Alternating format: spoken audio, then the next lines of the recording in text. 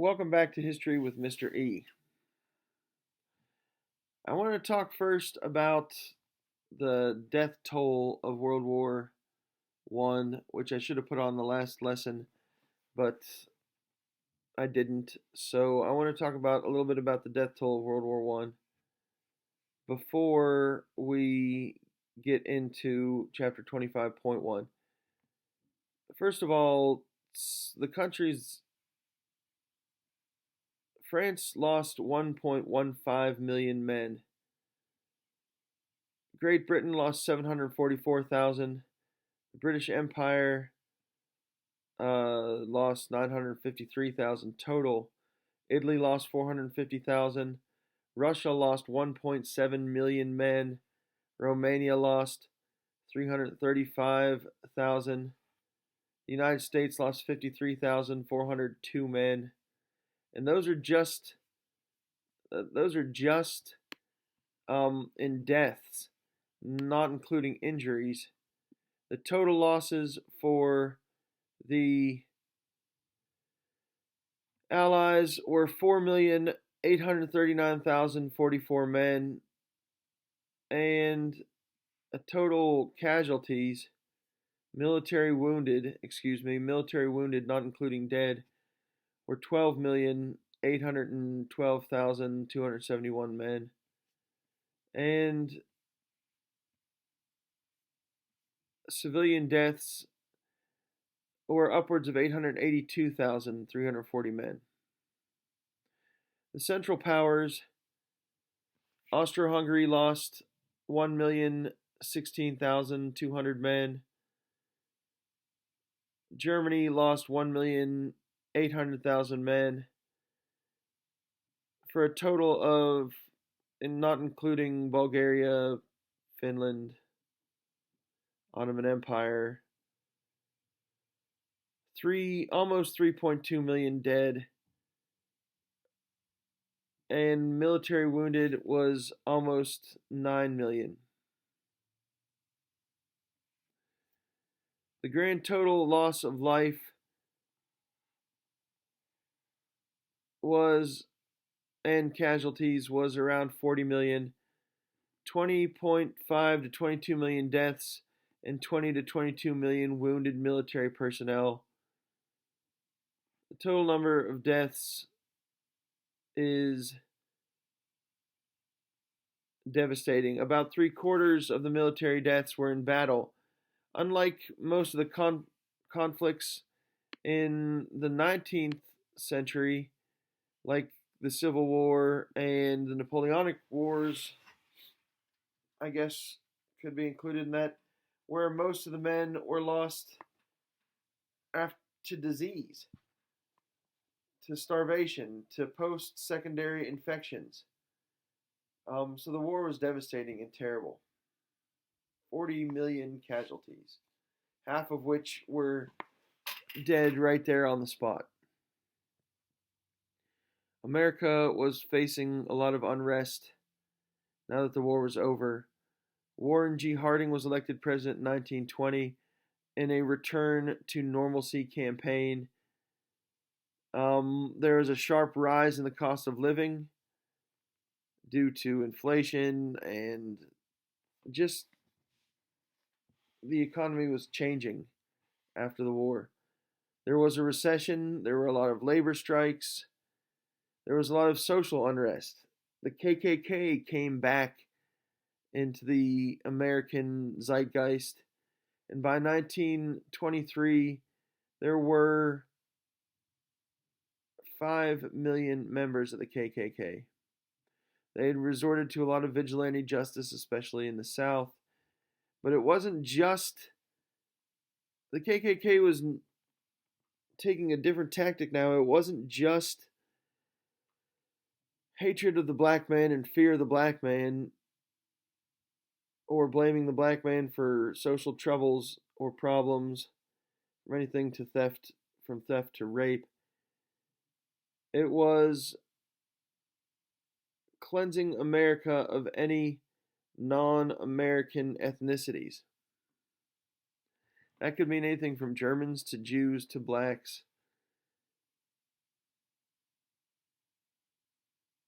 it was horrible. But for some reason, after 1924, the KKK just kind of died out. By 1930, they were down from 5 million members to only 9,000. That doesn't make it any less hideous to join a hate group. That in the early 1920s, they were doing public marches, through most towns and parades. Thankfully, it diminished after 1924. Glasgow, Kentucky actually has a bit of a history. There were KKK marches in the 2000s in Glasgow on the square. And there's pictures that they found when they cleaned out the old what do you call it, evidence cages. They found a box of pictures that showed Police Chief Duff actually having to stand up to protesters because of the right to assemble peacefully and defend these KKK protesters, marchers, while they were being protested by other people. Of course, former Chief Duff is an African American and a great man. I've met him, got to know him while I was dispatching, and he had a tremendous sense of duty, and I respect that a lot, but it couldn't have been easy. Another big social issue was the NAACP, the National Association for the Advancement of Colored People. There were two, even among the African American community in America, there were two lines of thought. One was segregation, equality among the races, but separate them. And that was championed by a leading black scholar, W.E.B. Du Bois. And then there was full,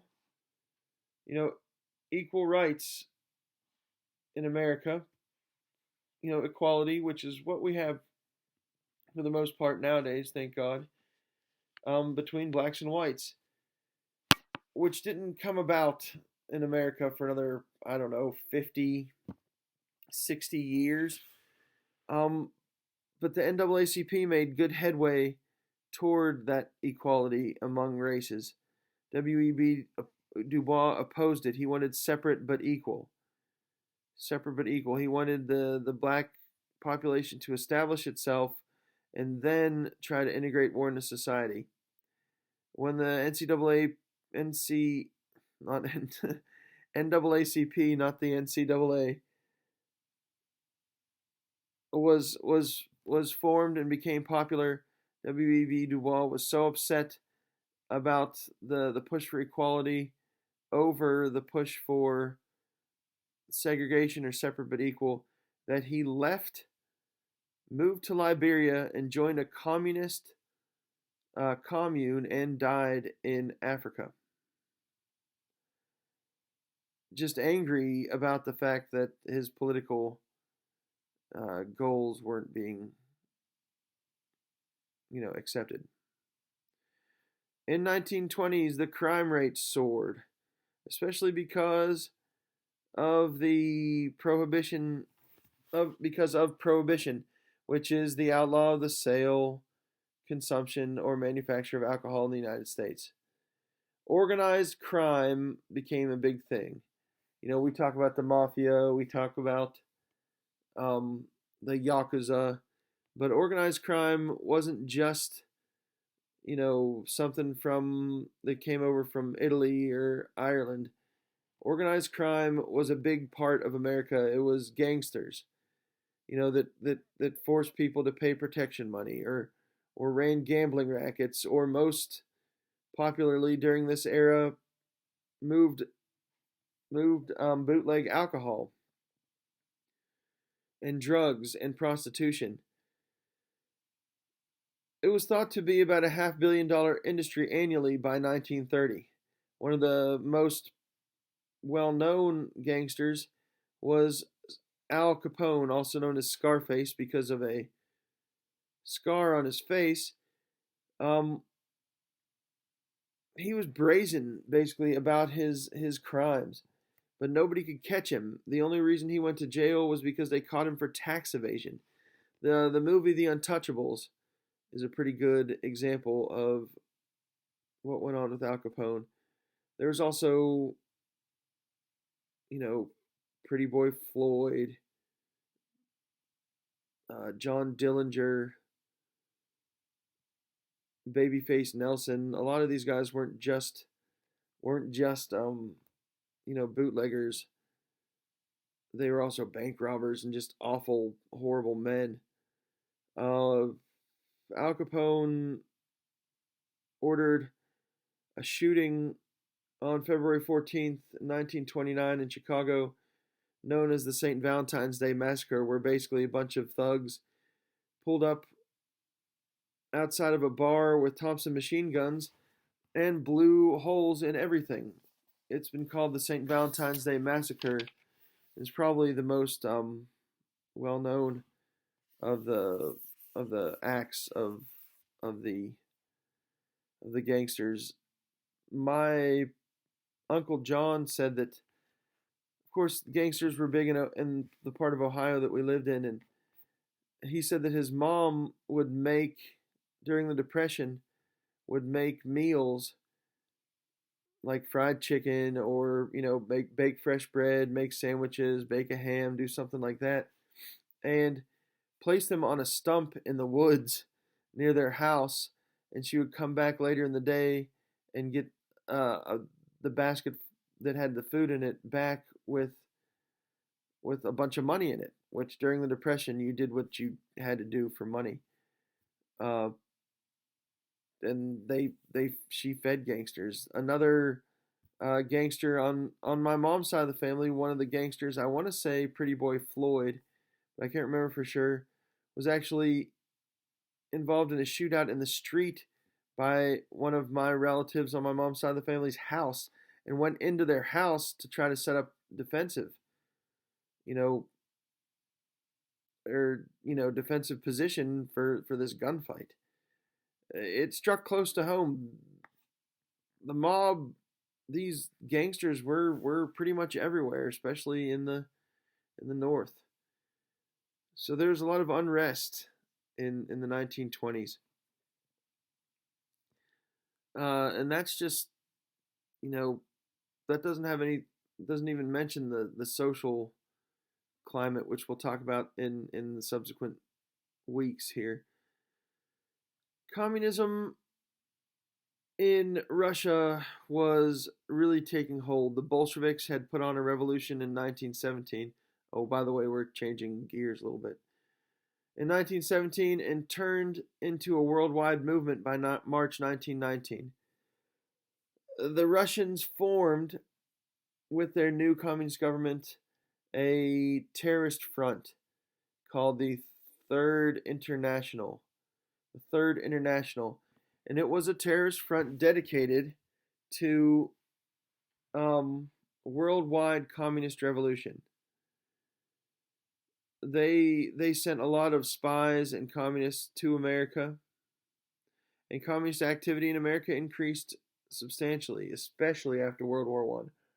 Labor unions were extremely susceptible to communist infiltration. Communists instigated strikes in labor, and they instigated violence, because that's what communism is: a violent overthrow of the government,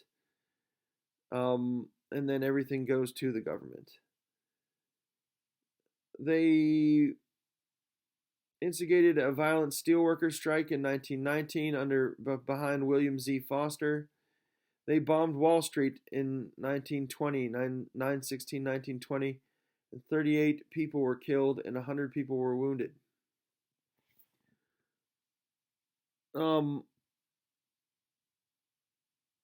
America combated the rise of communism with the General Intelligence Division, which turned out to be the FBI. It was headed by J. Edgar Hoover.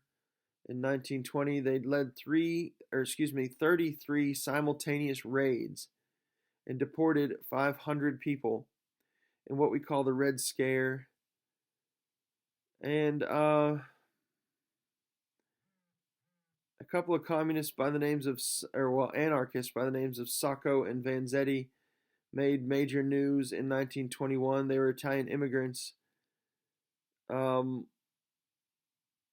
who had committed the murder of a paymaster and guard at a factory and were sent through kangaroo court, bounced around in court, and then finally executed in 1927. Uh, Unrest was the word of the day in the 1920s. We'll get back to it next week.